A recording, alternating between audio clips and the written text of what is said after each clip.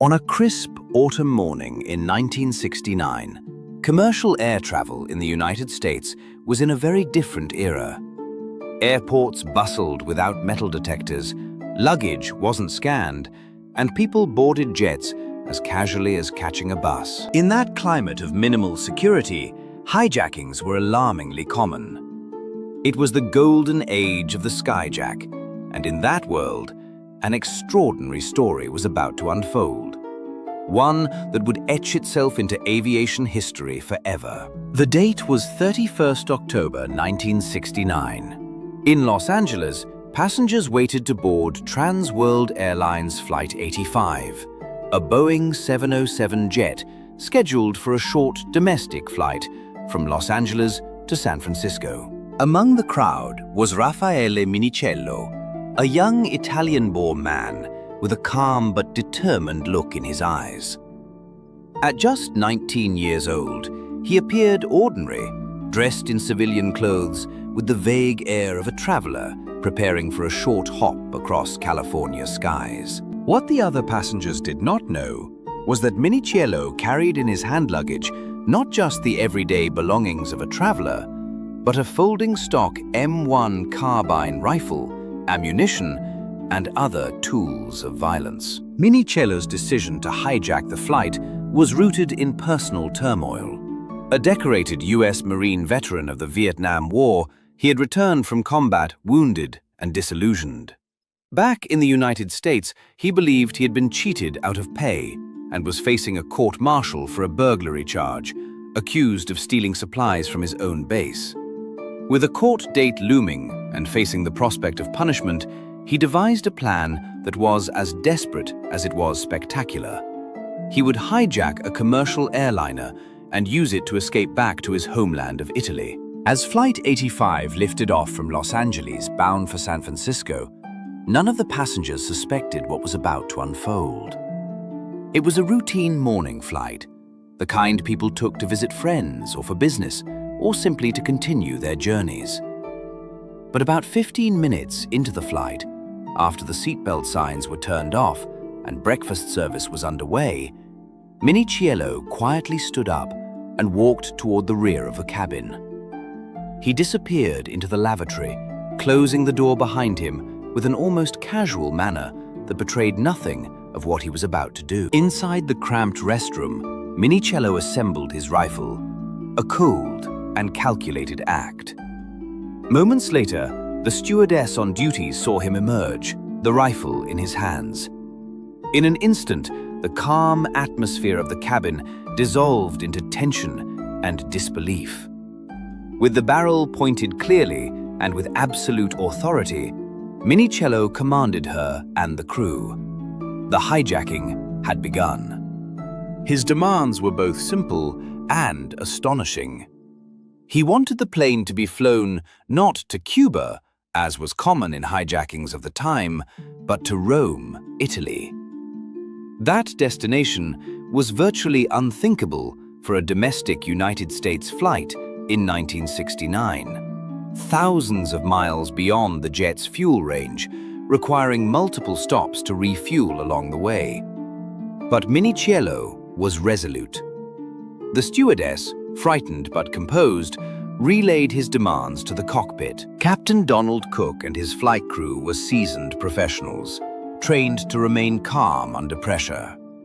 When Minicello's demand was communicated to them, the captain responded with a calm announcement. The flight would be rerouted to New York. None of the passengers could yet fathom that they were about to be part of one of the most extraordinary hijacking episodes in history.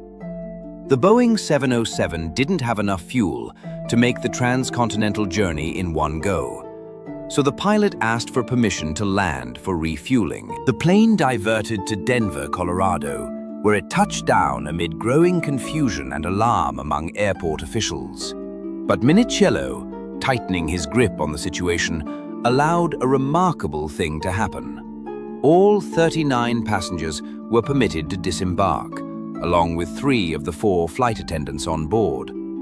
Only the pilot, co-pilot, 2 other crew members, and 1 flight attendant who chose to stay remained on the plane. The brief stop in Denver was a moment of intense but controlled chaos. Law enforcement and airport officials scrambled to understand the situation, while passengers walked off into the terminal, shaken and uncertain about the unusual turn their journey had taken. The hijacked plane, now nearly empty, refueled and prepared to continue. The unique calm that had defined the ordeal so far, a hijacking executed with neither bombs nor mass panic, seemed to persist as the jet once again roared down the runway toward its next destination, New York. Arriving at John F. Kennedy International Airport in New York, the situation escalated. FBI agents, law enforcement officials, and airport security crews converged on the tarmac where Flight 85 was parked. Agents surrounded the aircraft, keen to end this unprecedented hijacking before it could cross international boundaries. But Minicello, surrounded by authority and defiance, refused to negotiate through intermediaries. Instead, he made his opposition clear in dramatic fashion. He fired a round of bullets into the fuselage of the plane. The crack of gunfire echoed across the tarmac, shocking the assembled agents and crew alike. The bullet punched through the body of the aircraft, a clear and dangerous statement from the hijacker that he would not be intimidated. With the FBI temporarily deterred, the plane was cleared for takeoff once more.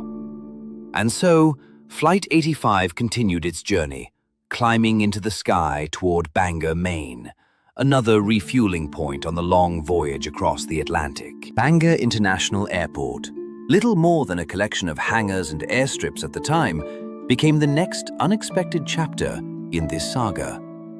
Local residents later recalled the strange sight of the hijacked jet touching down, surrounded by an atmosphere of tension and intense curiosity.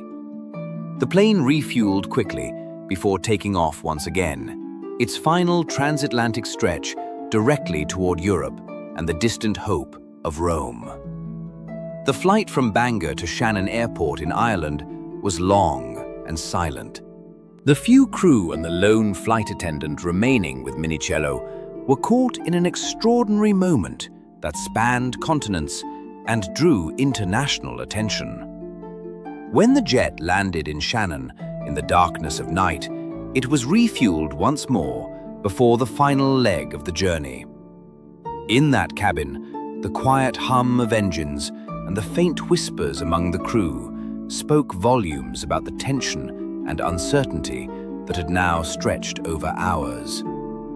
At last, after almost 19 hours in the air and covering nearly 11,000 kilometers, Flight 85 landed at Rome's Fiumicino Airport. This extraordinary journey, from Los Angeles through multiple US cities, across the Atlantic and into European soil, had accomplished something previously unheard of in aviation history. It was the longest distance covered during a hijacking. As the jet came to a stop far from the terminal, Minicello prepared for the final act of his desperate bid for freedom. He requested that the aircraft be parked away from the main airport concourse. An Italian customs official, Pietro Gulli, volunteered to approach the plane unarmed, hoping to negotiate with the exhausted hijacker. But the situation was far from over. Minicello boarded a waiting vehicle with Gulli at gunpoint, and the two sped away from the airport in an Alfa Romeo. The hijacker's gaze now fixed on his long-awaited homeland. The Italian police, alerted almost immediately by the unprecedented nature of the hijacking, pursued them. The chase wound through the countryside outside Rome until the vehicle reached a dead end. Faced with overwhelming odds and the echo of his transcontinental flight still fresh behind him, Minicello chose to flee on foot. The man who had commandeered a Boeing 707 from one coast of the United States to another and across the ocean into Europe now found himself cornered on Italian soil. In the hills outside Rome, Minicello attempted to hide, shedding his camouflage and the visible remnants of his armed journey. He sought refuge in a local church, believing perhaps that the sanctity of the place might shield him. But his face was already too widely recognized, plastered across news reports and radio broadcasts. Church officials raised the alarm, and Italian law enforcement surrounded the building. When Minicello emerged, he greeted the officers with a mixture of bravado and disbelief. A simple, almost comical query of, "Why are you arresting me?" betrayed the surreal end to his dramatic odyssey. Unlike the harsher justice he might have faced in the United States, potentially even the death penalty, Minicello's fate in Italy was far more lenient. Italian courts tried him for his actions, and though he was initially sentenced to several years in prison, public perception and political factors played in his favor. He became something of an unlikely folk hero in Italy, a young man who had taken extreme measures to return to his homeland, driven by personal turmoil and war-shaped trauma. In time, his sentence was reduced, and he served only a fraction of what it might have been. In the years that followed, Minicello's extraordinary hijacking became part of the law of aviation history, a testament to a time when the skies were less regulated and a single man could seize control of a jetliner and attempt the impossible. Today, airport security ensures that such acts are no longer feasible, and the story of Flight 85 remains a remarkable footnote in the history of flight, a reminder of how fragile and dramatic human history can be.